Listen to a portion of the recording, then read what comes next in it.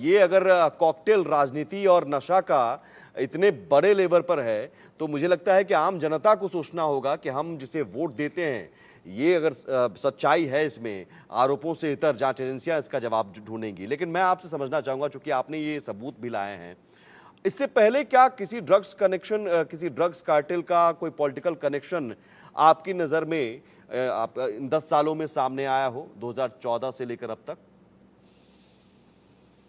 देखिए, एक बात हम कहेंगे, इससे पहले कयास होते थे, शक होते थे। इस बार कागज पे सबूत दिखा है।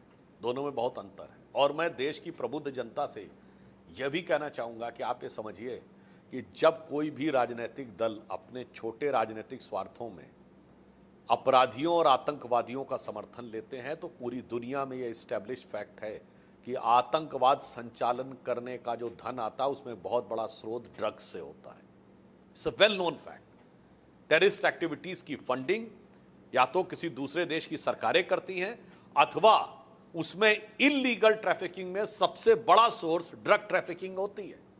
तो बहुत साफ है, अगर आप आतंकवाद का समर्थन कर रहे हैं तो कहीं ना कहीं आप ये समझ लीजिए उनके आय के स्रोतों को आप ताकत दे रहे हैं, क्योंकि वो लोग आकर उसी आतंकवादियों के, अपराधियों के संरक्षण में आके बैठते हैं और फिर उनको राजनीतिक संरक्षण मिलने लगता है। इसीलिए सवाल गहरा हो जाता है। तो चुनाव के वक्त सिर्फ ऐसा होता है या फिर आपको लगता है कि एक ऐसा पेशा बन चुका है जो राजनीति करने वाले, उनका एक अलग पार्ट टाइम बिजनेस भी या फुल टाइम बिजनेस भी ये हो सकता है? ये तो जवाब कांग्रेस पार्टी को देना चाहिए, क्योंकि राजनीतिक व्यक्ति तो उनका पकड़ में आया है। और इसका सिर्फ चुनाव से नहीं, इसका देश के भविष्य से मतलब है। चुनाव के दौरान तो इन चीज़ों का फायदा उठाया जा सकता है। भाई, बहुत से लोग होते हैं, क्या पता उनको लगता हो कि हम इस समय कुछ मदद कर देंगे तो हमारा आगे काम करना आसान हो जाएगा। ये देश के भविष्य का मामला है और दुनिया के बहुत बड़े बड़े देश नशे की लत में उनकी युवा पीढ़ी बर्बाद हुई है।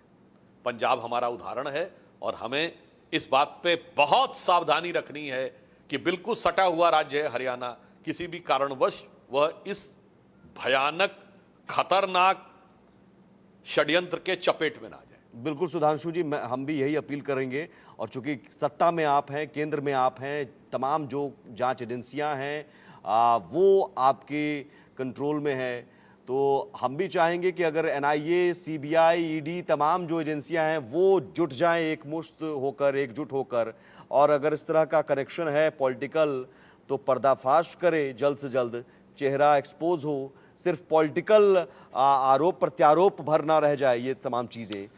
ये मैं चाहूंगा। नहीं, आप बिल्कुल सही कह रहे हैं। क्या पता दूसरी सरकार होती तो जिस पार्टी का वो पदाधिकारी था उसके जो उच्चाधिकारी बड़े नेता सफाई दे रहे हैं, क्या पता वही उसके बचाव के लिए रास्ता भी निकलवा देते।